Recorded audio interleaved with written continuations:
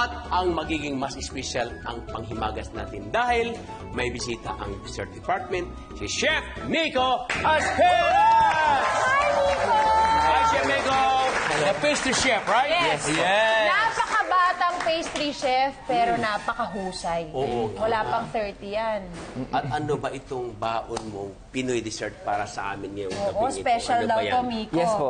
Siyempre, yung ginawa ko ngayon para sa atin is kakaiba. Pero kailangan po medyo familiar pa rin Familiar. sa ating panlasa. So, ang gagawin natin today is, ang tawag sa kanya, ang makabagong Pinoy fruit salad. Ang makabagong Pinoy fruit salad. Yes. Pero hindi siya fruit salad, di ba?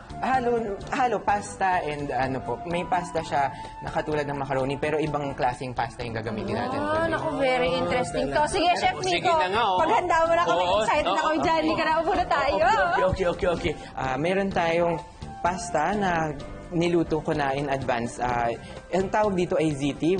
Pwede din natin gamitin macaroni. Dapat mayroon pa rin siyang bite. And then, lalagay lang natin, gagamitin natin is olive oil. So, meron tayong makapal na at magandang quality na Palawan honey. Wow! Nice. Meron din ako ditong poppy seeds. Sunod natin, meron tayong brown sugar.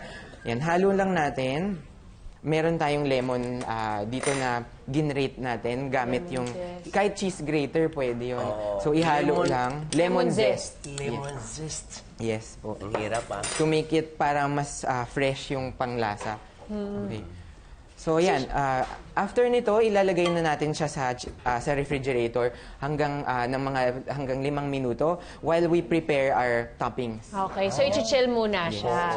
Actually, kaya nandito si Chef Nico Asperas, kaya natin siya guest. Dahil si Chef ay isa sa mga kinatawang kusinero or representative na chef ng Pilipinas sa isang napakalaking event na gagawin dito sa Yes, Pilipinas. po. Ano ba ito, Chef? Okay, ito yung Madrid Fusion Manila.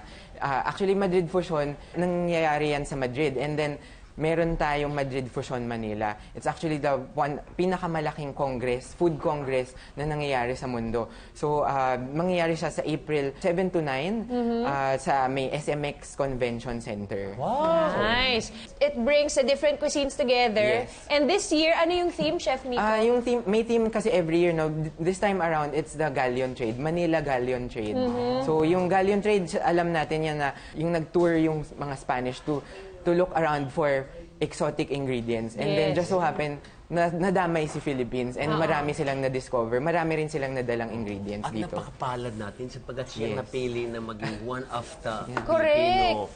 At saka napakabata nga, sabi ko nga sa'yo, wala pang 30 yan. Batang-bata. Yeah. Chef, anong may enjoy ng mga Pilipino doon sa mga yung Oo, gagawin sa mangyayaring Oo. Madrid Fusion na yan. Okay, kasi sa 3 araw na magaganap yung Madrid Fusion Manila, maraming matututunan yung ating mga kapuso na bagong ways ng pagluto ng Filipino food. May conference And pa ba? May conference din po.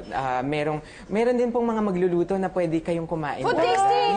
Hindi lang siya food tasting, pati po talaga, as in kakain talaga kayo. Sakto na tayo. Hanggang mabusog talaga, iba-ibang pagkain. And then, may makabago, merong classic, tapos meron din mga bagong ways of cooking na madidiscover. Ang ganda pala, marami palang matututunan So, 3 days na yun. Punta tayo ron. 3 days. Sige. Celebrity ticket eh. Sagot ni Miss Diman, madigma. Yeah. Oo, ng DOT, oh. Madigma ba? Correct. Tama, madigma. The best, kunyari, choose lang kayo ng isang araw, punta kayo sa kung saan ako magsasalita. Sa April 8 po. April Okay, 8. okay, Oh, sige. okay, sige. Gagano'n kami sa audience. Chef Nico, Chef Nico! Matutuwa ako doon. Oh, nice. Alright. Para ma-relax din ako. Oh. Sige po. Sige, excited kami Yan, dyan. i-ref lang yan, Chef. Yes, pasok lang siya sa ref and then i-prepare na natin yung topping. Okay. Okay. Wow. Para maging mas rich yung dish, lalagyan natin ng cream cheese. Cream cheese. I-whip natin siya ngayon. Wow. Okay, so ngayon, habang lumalambot yung cream cheese natin, pwede na nating ilagay yung all-purpose cream ko. Patayin muna natin, and then pour, and then continue lang natin i-whip hanggang maging parang whipped cream na yung texture niya. Bago matapos, lagyan na natin ng white sugar. White sugar. Patayin ulit. Ayan. And then, saglit na lang yan para humalo na lang siya talaga. Tapos, next step is lalagay na natin siya sa piping bag. So, yan. So, ready na yung cream natin. Ilagay na lang natin siya sa ref muna. So, sa fruits na ita-toppings natin, let's start with banana. Oh. So, yan. Saging talagang whole year round. Paborito ng lahat, no? Yes. Hiwain lang natin siya thin slices.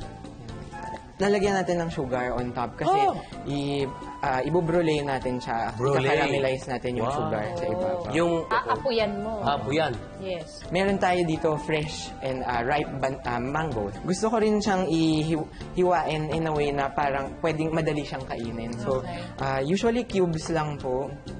Para naman dito sa isa, para pang-decorate natin, pwede siyang ibahin natin yung hiwa. Meron tayo ulit yung asukal and then ibubrule natin siya ulit. Wow. So, yan. And then last na lang yung berries. Meron tayong berries dito. Wow, galing pa ng ano yan, ng Bagyesere. And then yung berries naman po, as it is na lang. Okay. Pwede na siya. Strawberries Hugas lang na yung hiwain natin. Oo. So ito na yung toppings natin. And then meron tayong last touch. Ito, finishing touches natin is yung mint leaves. Mint leaves. Yung fresh mint leaves. Marami din yan sa Baguio. Yes. So yan, pwede na natin i-assemble yung ating salad. Wow! Ating makabagong Yeah. Pinoy fruit salad. Yes. Grabe. So, kuha tayo ng konting mangga, tapos ihalo natin siya dito para bawat kagat meron tayong makuhang At mangga. saka ma-enhance yung flavor na may mango flavor. Tsaka yan, makikita nyo, tunaw na yung sugar. Talagang na-absorb na nung pasta Yes. yung flavor. Galing. So yan, So, yan yun din pala yung isa sa mga rason kung bakit kailangan siya i-chill. Hindi lang para malamig siya pag kinain. Hindi naman kailangan na masyadong naka-design. Relax lang talaga. Gagawin ko yan, chef, sa restaurant ko. Yes. Oo. Ganda. Okay, So and then, colorful. yan na po yun. Ito po, pulburon. So yan, finishing konti lang kasi ayaw naman natin na yun Overpower. yung ma-overpower yung dish. Galing. Para lang additional texture. Oo. Ayan. Alright. Ayan na po. Ito na ang Pinoy fruit salad with a modern twist mula kay Chef Nico Asperas. P1 Vito, deserve na yan! Game. Ako. Okay. So pag magsiserve, kailangan bawat ingredient makukuha niyo. Ladies. Ang ladies first. Ladies first. Actually, yan palang colorful. Nalagyan natin berries. Sarap. Okay. Very nice, Chef Nico. Thank you so much for sharing Chef. this recipe. Oo naman. Natutunan niyo ba kung paano gawin? Ang sarap, di ba? Grabe. Yes, palakpakan po ulit natin si Chef Nico. Chef Nico, please invite our kapusos once again. Okay, I would like to invite once again our mga kapuso this coming April 7 to 9 sa may SMX Convention Center sa may MOA po yan for Madrid Fusion Manila 2016. It's organized by Department of Tourism and you can visit www.madridfusionmanila for more details. Kaya maganda. Yung pupunta kayo. Punta tayo! Oo. Game, April 8. Yes. Maraming salamat, Thank Chef you, Nico. thank you, It was a pleasure thank you, meeting you, Chef. having you in our Thank you, kitchen. That's right. Ayan.